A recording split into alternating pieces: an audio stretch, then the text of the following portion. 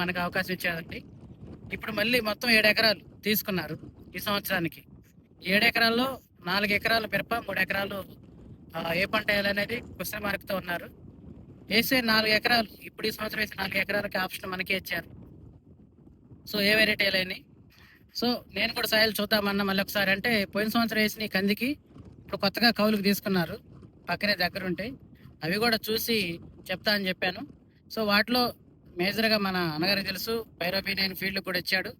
2 ఎకరాలు పైరోబీ9, 1 ఎకరం form tech నుంచి 15-16 వసుంధర అనేది, ఇంకొక ఎకరం ఆప్షన్లో వెయిటింగ్లో ఉందంటే ఏది వేయాలనేది. సో ఒకసారి సాయిల్ కూడా చూసుకొని అంటే ఎత్తు పల్లాలు కానీ మనకి సాయిల్ చూస్తే తెలిసిపోద్దండి ఏ వెరైటీ ఎందులో వేస్తే బాగుంటుంది అనేది. అందుకోసమే ఎంత దూరం వచ్చాను. అదే కదా పోయిన సంవత్సరం you're safe sir almost. Okay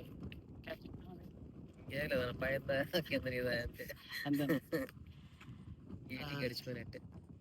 అదే అండి, మన ఛానల్ తరపు నుంచి అయితే ఎవరైతే నమ్మకంగా ముందుకు వస్తారో ప్రతి ఒక్కరికి ఒక మంచి షెడ్యూల్ ఇవ్వడం జరుగుద్ది. నేను చూసిన అన్ని కంపెనీల్లో బెస్ట్ కంపెనీలు, బెస్ట్ వెరైటీని ఎంచుకుంటాను. కంపెనీకి 4-5 రకాలు ఉంటాయి తేజాలు, బట్ నేను ఎంచుకునేది వాటిలో ఒకటే ఎంచుకుంటాను. కారణం ఏంటంటే ఉన్న వాటిలో బాగుండాలి, ఎక్కడిచ్చినా ఇంచుమించు ఆల్మోస్ట్ 99% బాగుండాలి.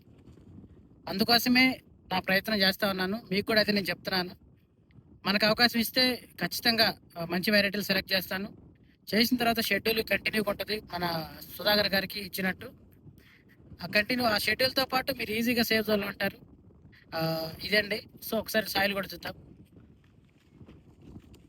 అయితే ఇది 1 ఎకరాలకి ఇందులో 30 క్వింటాలు వచ్చింది. ఇప్పుడు దీన్ని కందికి ప్లాన్ చేశాడు. ఇది ఇందులో కొద్దిగా